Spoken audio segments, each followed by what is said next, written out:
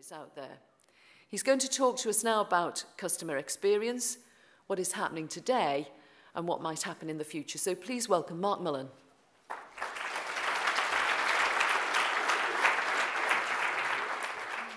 Morning all. It's always a joy and a delight to look forward to the interview with the unflinching journalist. So in 45 minutes or an hour or so, you get to enjoy seeing a banker being roasted or grilled, whichever way you want them served. I'm looking at a countdown clock here which is saying 45 minutes. It's quite unusual for me to speak at a conference for 45 minutes. Let me assure you, if I run out of things to say before 45 minutes, I won't torture you. And we'll create a little bit more time for questions and answers. I think I'm going to be talking to you about the evolution of customer experience, sort of wildly titled 2.0. So somehow or the other, I had a point of view that was pitched over the horizon into the future about what that might look like. And I'm so acutely aware that there are very many people in this audience who know a great deal more about that than I'm ever going to know.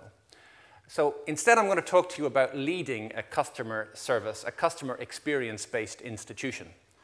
And Winifred said, use the word current, and I think it's opposite. I am the current CEO. I get to steward this thing called First Direct for a pretty short space of time. On average, a CEO of First Direct is about 2.5 to 3 years. And success, I'm told, has many fathers. And every CEO behaves, at least the ones I know, as though they made it, as though somehow or the other they created it, when in fact, only one of them really did. But we get to bask in the success of First Direct and hopefully not bin the car.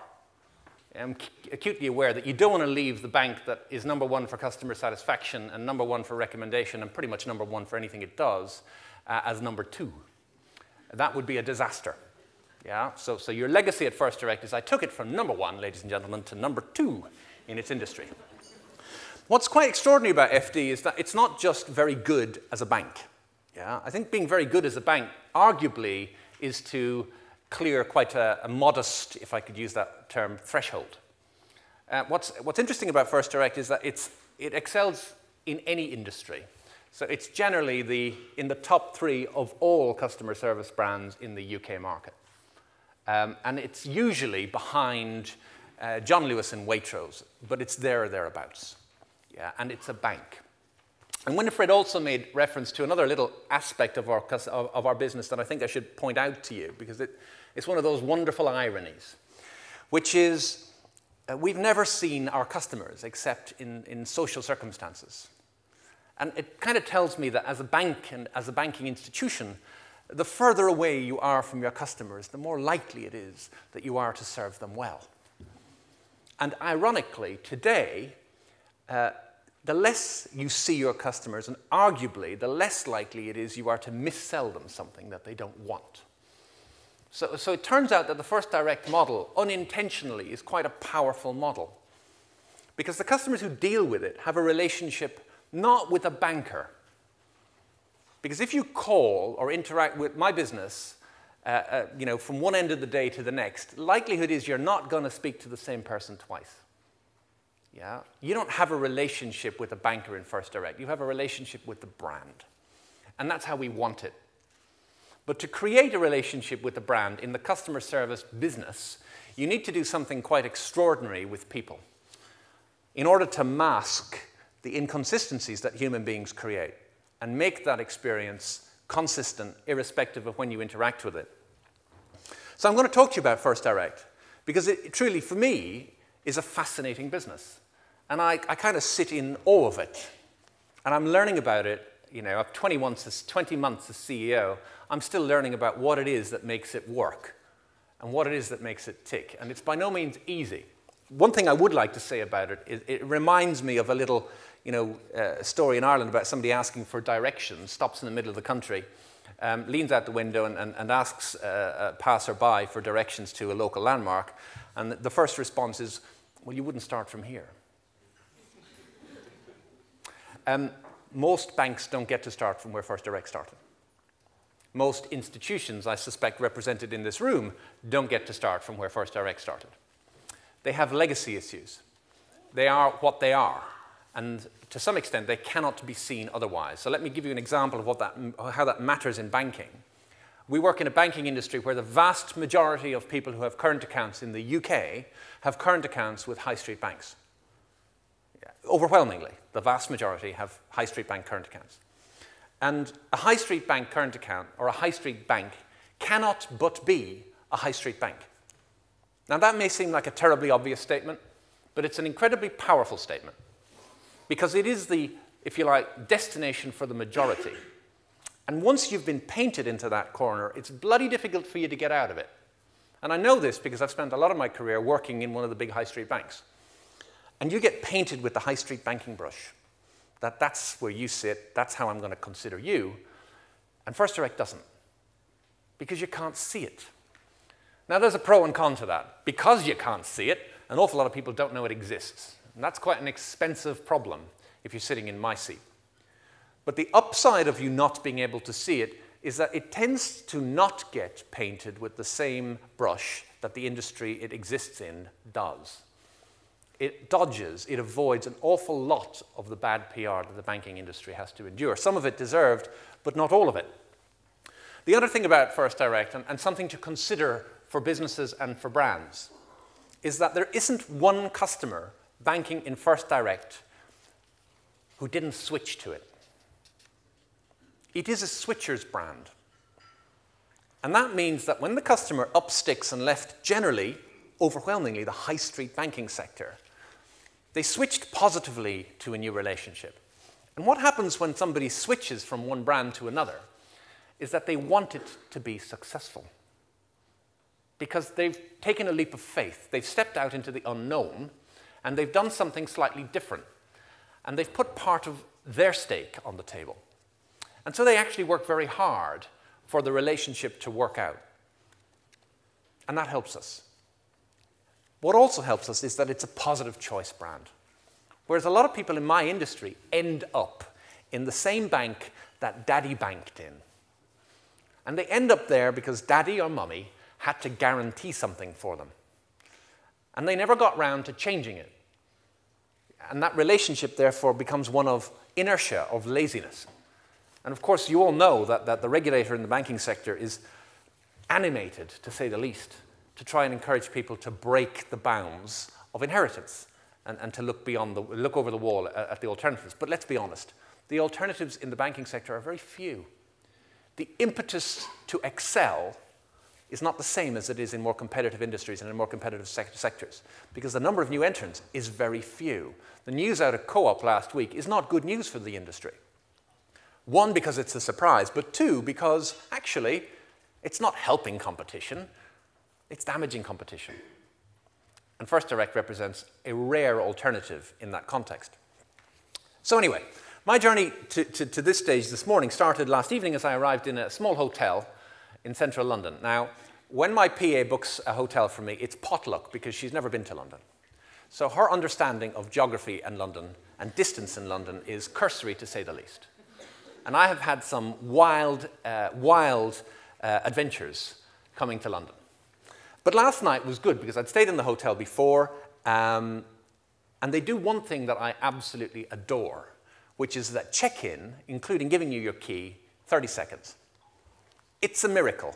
When you arrive at a hotel at 9 o'clock at night, you do not really want to know about the wake-up call and the newspaper and the breakfast and all the stuff that they feel compelled to tell you. You just want your key to your room and to be able to get out of there.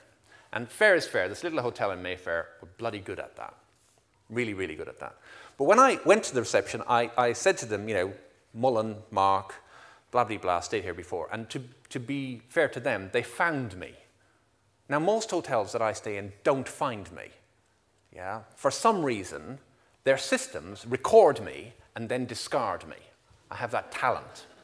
But they found me, Mark Mullen, and this lady gave me this docket to sign by way of check-in. I looked at it. Turns out that I live in the Little Bruin in New York. The Little Bruin in New York. I thought, really? I'd gone from the wilds of North Yorkshire to New York State. Suddenly, I was an international traveler in the eyes of this hotel. And what it tells me is a little story. I'm sure that somebody's going to talk about big data over the next day or two, because you can't come to a conference now unless somebody's talking about big data. And somebody's going to talk to you about the importance of CRM. But there's a cardinal rule in CRM, which is that if you put crap in, crap will come out. It will. It doesn't matter how clever your CRM system is.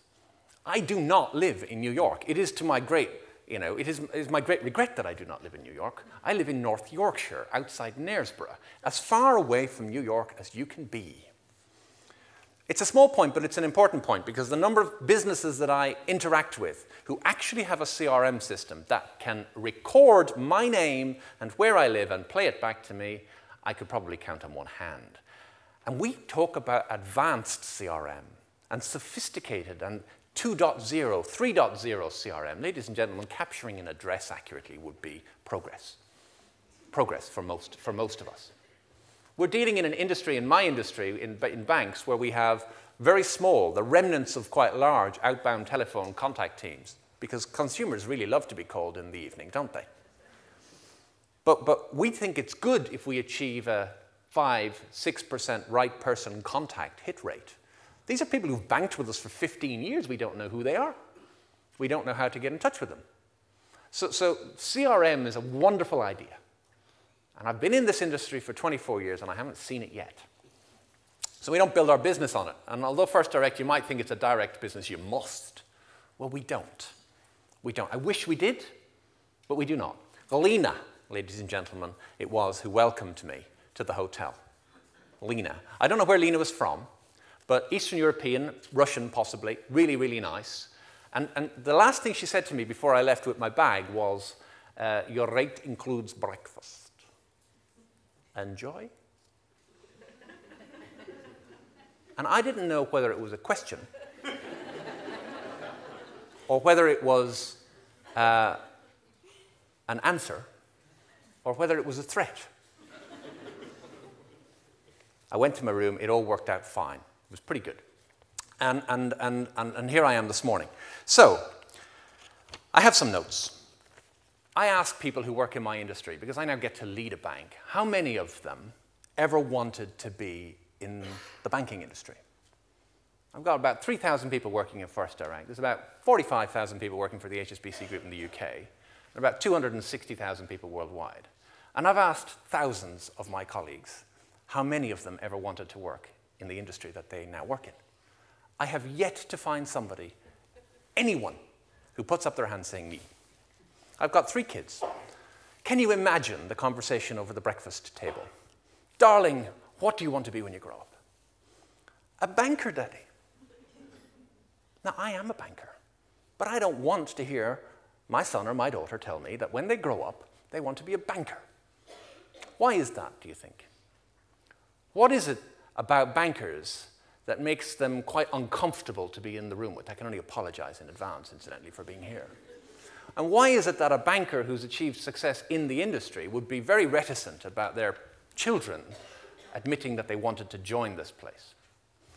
And the answer, I suspect, lies in the uncertainty around what it is you want to do in this place, other than make money. Yeah, when you talk about banking, people think money.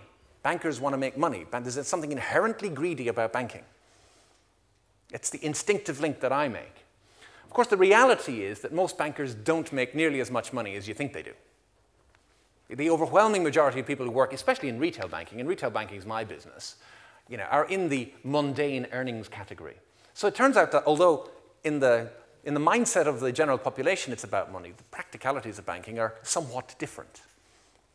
The real issue for me is, however, the quality of people that it brings to your industry will shape the tone of that industry and will drive it one way or the other. People don't choose to be bankers. They end up being bankers. They end up in the financial services industry. I ended up in banking, ladies and gentlemen, because I had a £7,500 student debt and no means to repay it. I needed a job. There was a choice for me to make, which was go and be an accountant. I was an historian graduate, or join a bank. I chose the bank. And I love the industry. But I love the industry after the fact. I didn't join the industry with a passion to achieve something. And I'm pretty sure that if I could identify the things that I wanted people to be passionate about in my industry, I'd have a better industry for it. And I'd have a better customer experience for it if people thought they were joining banks so that they could deliver excellence in customer experience. But I think people are horribly uncertain about why they join the banking industry. And my challenge to you this morning is, do you know why people join your industries? Do you really know? Is there some motive? Is there some altruism beyond I need a job to pay off my student debt that is motivating their choice? Because for me, at least in my industry, as soon as we begin to answer that question positively, we might stand some hope of actually building a better category. But today, we're some way from it. I ended up in banking and pursued a reasonably successful career until 2006, when I had the opportunity to join First Direct as head of marketing. And between 2006 and 2009, I had more fun than you can shake a stick at and get paid into the process. Because to be the head of marketing at First Direct is just one of those great privileged positions in marketing and, frankly, in banking. And I worked for some really great people. I worked with some really great people to relaunch that brand. And in fact, to recreate some of the independence that First Direct had enjoyed for the first 15 years of its existence. And part of that was about reasserting its uniqueness and its identity in its category. When I joined First Direct as the head of marketing, it had the HSBC hexagon attached to the brand. And this is a small, the hexagon, the red device. It seems like a small point now, but it was a very big point at the time. Because to me, to have multiple brands meant to polarize them. In other words, don't bother investing money in businesses if you're going to bring them close together. Push them farther apart. HSBC is a fantastic investor in First Direct. But there is a secret to the relationship between the two businesses, because I like to describe First Direct as the earth and HSBC as the sun. HSBC as the sun is the giver of light and the giver of heat. And the earth is this, as far as we know, unique and special place. But the secret of the relationship between the two is the 92 million miles that separate them. 91 million miles, ladies and gentlemen, and it all gets a little bit hot for First Direct, and it all begins to feel a little bit like HSBC, and 93 million miles, and it gets a little bit cold. 92 million miles is just about right, and it matters, because in the 1990s and the noughties, a number of direct banks were created in the UK market. Not one of them is today trading and acquiring customers. Incidentally, in the 90s and the noughties, 10 building societies became banks. Not one of them exists today. It's a careless industry, isn't it? New things start, but most of them don't continue. And a lot of them don't continue because in the end, it turns out that their customer experience, what they actually offer, is kind of like what everyone else offers. It's not really that different. And at First Direct, we wanted, and we want, and we truly believe that our success is utterly predicated upon being different. And it reminds me of that old Bransonism, which is in order to be indispensable, one must first be unique. And I hear it time and time again, and I don't witness it. I don't witness it. I don't witness people understanding that and actually focusing upon all the little things that make for uniqueness in a brand and in a business. Because that's what defines your customer experience. I'm a fascinated person when it comes to the hotel check-in process in London hotels. And all the little tweaks and all the little variations that people create. And the ones that work for me are the ones that have something unique about them. Something that defines the character of their brand. The character of First Direct's brand is quite straightforward. It was founded in '89 as a telephone bank. But the insight that drove its foundation had nothing to do with the telephone. The insight that drove its foundation, the betterness that it represents, is 24/7, 365. That's the paradigm shift that First Direct represented in its industry. The telephone is merely a means to an end. In the same way that today, incidentally, the internet is merely a means to an end. And if I make no other point this morning, this is the one that I want to make most loudly. People get horribly excited about the internet. They get all giddy about mobile. 2.0, 3.0. They get all giddy about social media. Yeah, they build careers on the back of it.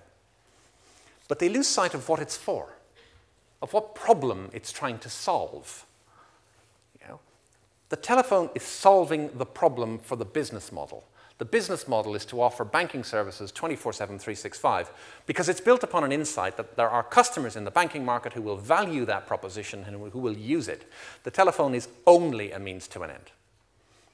It is only a means to an end. Now, how you deploy that means to an end is absolutely critical.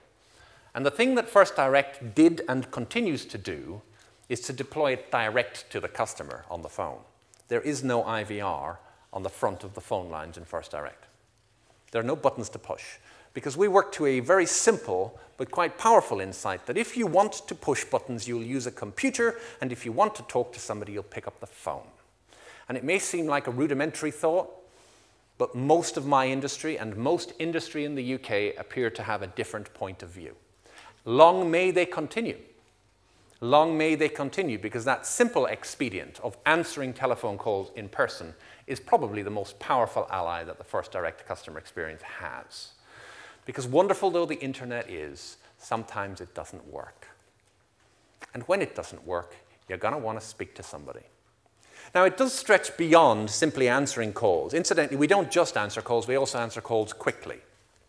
So on average, the average speed of answering First Direct in 2012 was 6 seconds. In my industry, the average speed of answer is probably about 43, 44, if you're lucky, and then you'll get an IVR anyway. So it isn't just a question of being nicer. Yeah, it's a question of being better, of being faster. And you may well think that that's obvious. I'm endlessly fascinated with hand dryers, ladies and gentlemen. It's a bit like hotel receptions. Hand dryers are another fascination in my life. I grew up in the 1970s and the 1980s, when it appears to me that the people who manufactured hand dryers, with one exception, which is the World Dryer Group out of Illinois in America, had a very different view of what they did and how they would work. And I don't think I'm exaggerating when I tell you that mild flatulence would have dried your hands more quickly than the vast majority of hand dryers used around the world. Yeah. You would think that a hand dryer, that the design and manufacture and implementation of a hand dryer to dry hands, that most of them would do at least the core function. Wouldn't you?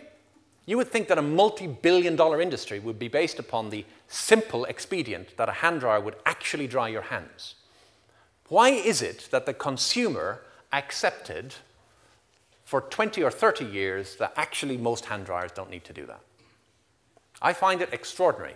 In the same way that I sometimes find customer experience insights so blindingly obvious that you can't understand how nobody else saw them until somebody else sees them and fixes them. And that's because they're looking at people. Their fascination is with people. Their fascination is not with their industry. So the World Dryer Group were the exception, and then Dyson came along, and Dyson dried hands. And then it did something else. It dried hands quickly. And it's built an extraordinary success story of that simple expedient. In an industry where you think, well, there's no opportunity in that, surely not. Everyone's manufacturing hand dryers, but it turns out that the vast majority of people who are manufacturing hand dryers are not, in fact, manufacturing hand dryers that dry hands, let alone do it quickly. And that's what it's like in most industries, in my experience. The vast majority of the incumbents don't look like they're serious about being there. They don't look like they've got standards that define their industry. They don't look, in fact, they allow the industry to define the standards that they run their business by, as opposed to looking at what customers actually want and giving them what they want. And there's a little point about banking and about customer services businesses that I want to make in the context of First Direct, because it's horribly important. And that's a point about respect. That when you call somebody, you want to feel as though you've been heard. That somebody's actually listened to you, taken what you've said seriously, and acted upon it. In my industry, that is an unusual characteristic, to say the least. That if you're banking with a high street bank, you're probably one of 10 million customers, because pretty much that's how they're divided. And most customers, and I don't think this is a banking problem, I think it's a big business problem. Most customers simply don't feel important enough to the businesses that provide them with customer experience to believe that they count. We were talking at the table just before I spoke, which is, I speak to customers every week at FD. I speak to customers every week at FD because I answer my own complaints. One of the best parts of my job is calling a customer and asking them whether it's okay for me to speak to them and telling them that I'm the CEO of First Direct. Because there's a palpable delay on the end of the line. Am I taking the piss? Yeah. Is it serious? Can this possibly be happening? Now, it makes no difference to the 1.25 million customers that we have. It's not a scalable thing. Yeah? It doesn't affect the whole business. But it bloody well matters to me, and it matters to the way that I choose to lead that business. That I absolutely know what it's like to be shouted at by a customer. Because they pay my salary. And the reality of most organizations, and I said it at a conference 2 months ago, and I'll say it again today, is that when it comes to running them, they organize themselves into hierarchies, and invariably those hierarchies put the leaders of the business further and further and further away from the customers that pay their salaries. In fact, I don't think it's unfair to say that if I don't want to have to speak to a customer at my level in my institution, trust me, I don't have to. I can put all the barriers imaginable in the way of actually having to talk to some of the people who pay the bills in my industry. And there's an inverse relationship, that the higher up you go, the less you actually have to roll up your sleeves and get involved. But it's a powerful reminder, and I commend it to you, to remember that you know, at least in the banking industry, people talk a lot about the investor community and the importance of the investor community. But most of the money in banks is customers' money. The overwhelming amount of cash in the banking sector is customers' cash. It's not investors' cash. And let's forget that. So, it may seem obvious that a hand dryer should dry hands, and that a bank should do what? So what is it obvious that a bank should do? And ask yourself this about your industry, because I don't think it's obvious at all. Yeah. Turns out that some banks, or some common conceptions of banks, is that they should just offer good value. They should offer high interest rates on deposits, low interest rates on advances, and that's what makes a good bank. But it turns out also that sometimes not losing your money will be a good start. And heaven knows we've learned that in the last 5 years, but that's not enough really to justify your existence in a particular industry. Where I think First Direct nets out, and one of the things I want to carry forward, is respect. There's a quality of respect in First Direct at a brand level that presents us with a differentiator, but also with a challenge, which is how do you encapsulate that attitude and deploy it digitally? How do you take the character of a brand, the behavior of a brand in a business, wrap it up, and make it available online? And the answer, I think, is that to do it, you've got to kiss a lot of frogs. And I was saying to Winifred earlier that I've kissed my fair share of frogs in First Direct, and in fact in my industry.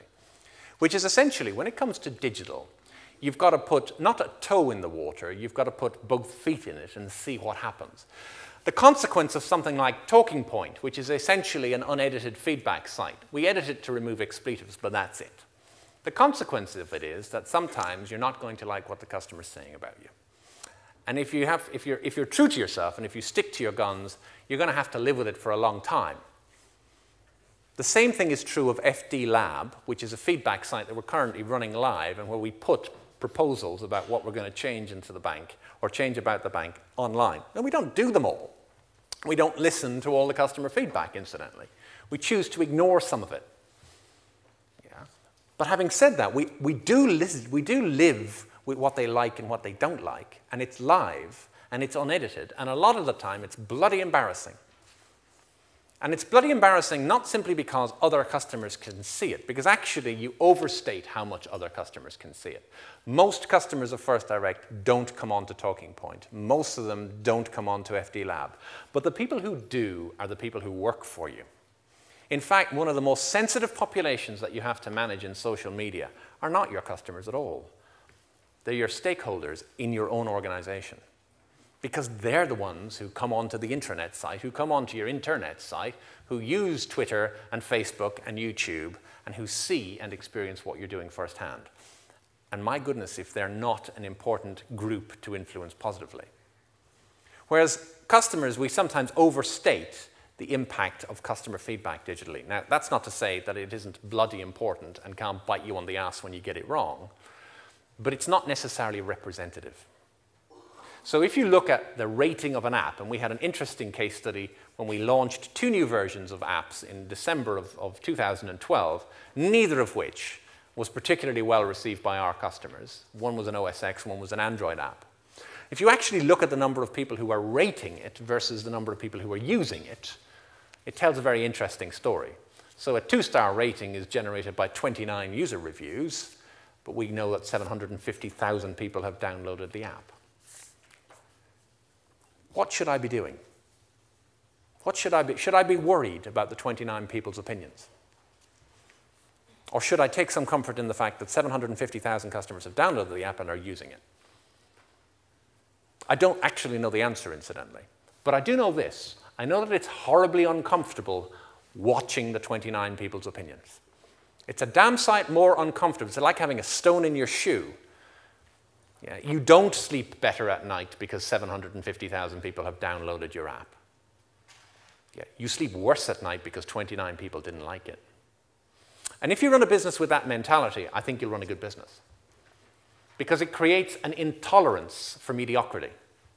Not because statistically it's important, because statistically it's radically unimportant, but because emotionally, First Direct doesn't want to live with underperformance. Its culture can't tolerate it. In other words, we don't have a business that is motivated by the idea of being good enough. I'm trying to lead a business that's motivated by the idea of being the best. Think about it. How on earth do you get somebody to be motivated to be good enough? It's sort of adequate. Adequacy is not the stuff of legend. It's not the stuff of legend. If you're sitting with a satisfaction on the phone of 94%, and you work for me, I'm interested in how it can be 94.1% and 94.2%. And it's absolutely relentless and it's exhausting, but it's what drives the business. It's what drives the ethos of the business. I mentioned earlier that a lot of people get lost in the show business of technology. And in doing so, they lose sight of what the technology is actually for. So if the core driver for First Direct was to create convenience, 24/7, 365, and do it in a respectful way by making sure that we answer calls quickly and that we answer calls with properly trained and motivated individuals. The question then becomes, how are you going to embody that and deploy it technologically and protect it and avoid, if you like, manufacturing a hand dryer that doesn't work? Because translating those principles into new channels is perhaps the most difficult intellectual challenge that we face. I have some conclusions, I suppose, born out of the pain of failure here. One of them relates to CRM. I have yet to see a major systems transformation project in my industry implement on time, on budget, or to brief. All I have witnessed in my industry over the 24 years that I've worked in it is de-scope to achieve delivery. My business and my industry is very good at compliance. It's very good at compliance, but it's not so good at anything else. And it teaches me that the problems are below the waterline. The problems are what you try to do to connect your new systems with your legacy systems because you can't get rid of the old. And our industry is horribly inadequate at wiping out the old. In other words, every technology that we add to our business adds a layer of information to our business and adds a layer of risk to our business and adds a layer of cost to our business. And we never take anything away. We now have a Twitter customer services team. We have a digital support team who provide 24/7, 365 support for our internet and mobile banking channels. We have a YouTube team. We have a Facebook team. We have a social media team. We didn't have any of these things. The question is, how are they actually driving your business? As opposed to you think you need to be there because emotionally it just feels like that's where people are. If you don't know why people chose your business in the first place, you can't possibly answer that question. All you can do is have a good time, spend a lot of money, but not necessarily move the needle. I get constantly criticized about First Direct having lost its innovative mojo, that we're not the innovative brand that we used to be. Well, my problem with this is that you can't invent the light bulb twice. You can only invent the light bulb once, and then it's invented. But let me tell you now that the light bulb that you're putting in your lamp today bears little or no resemblance to the light bulb that Edison invented. It's still a bloody light bulb.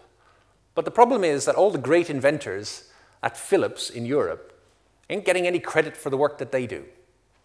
In other words, beyond the first paradigm breakthrough, it is a hard slog, and it is generally a series of incremental, painful improvements, tweaks and slight enhancements, that they're not transformative, that they don't make you feel good, but that the sum total of which added together can actually continue to build upon your business. A few thoughts about First Direct to conclude. Simplicity is divinity. It was good enough for Da Vinci. It's bloody well good enough for me. We work because we do simple things. We do not offer wealth management. We do not offer advice. We never have offered it. We do not offer youth, student, and graduate banking. We offer very, very simple, vanilla current account banking with very, very simple financial products and services.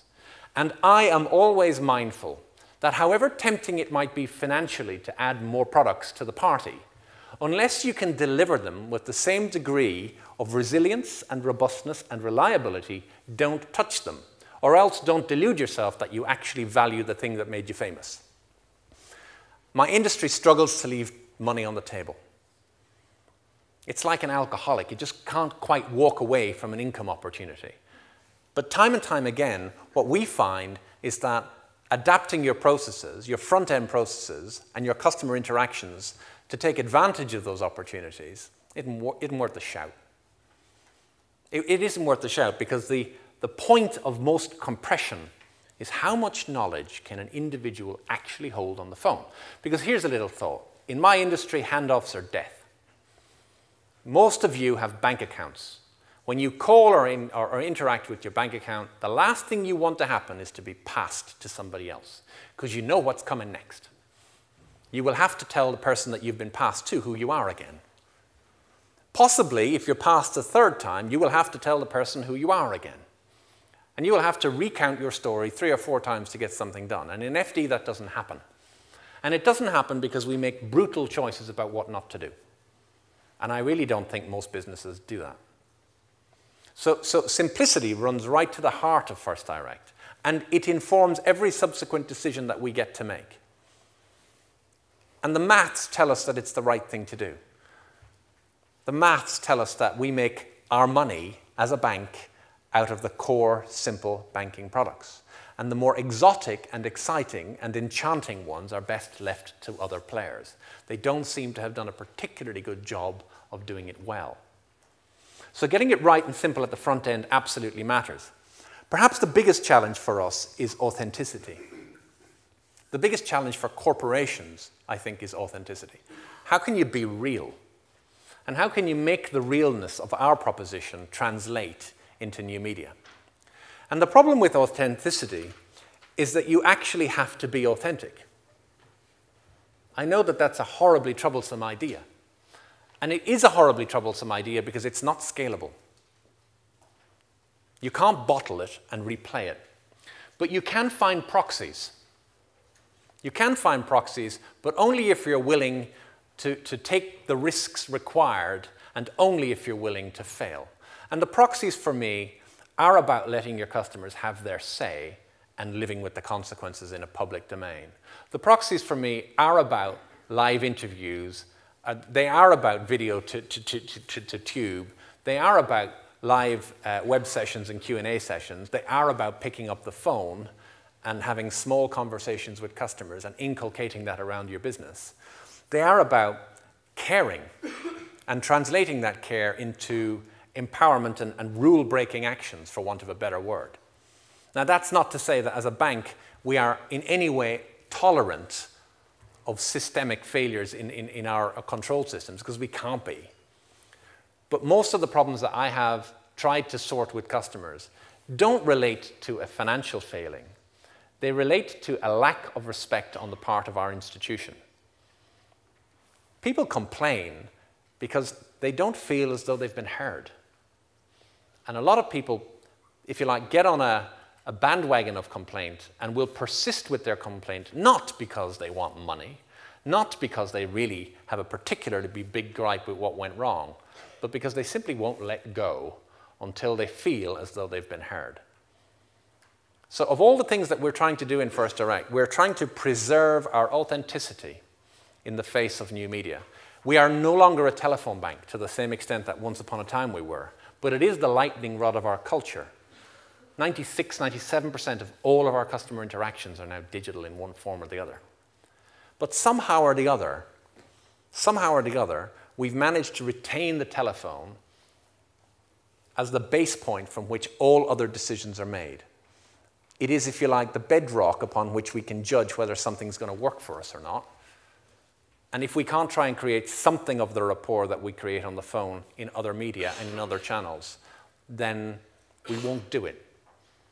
Perhaps the most important thing I've learned, perhaps the most important thing of all that I've learned, is that CEOs come and go. So if all things being equal, there'll be somebody else in my chair in 12 months' time, if the averages of First Direct CEOs follow. Why it's worked and why it's continued is not about the people like me. And I suspect it's true of any organization. Why it works today for me is because the average age of a departmental manager in First Direct is 15 years. The bedrock of our business, the unsung heroes of our business, are about 270 departmental and team managers who are 15 years in the business.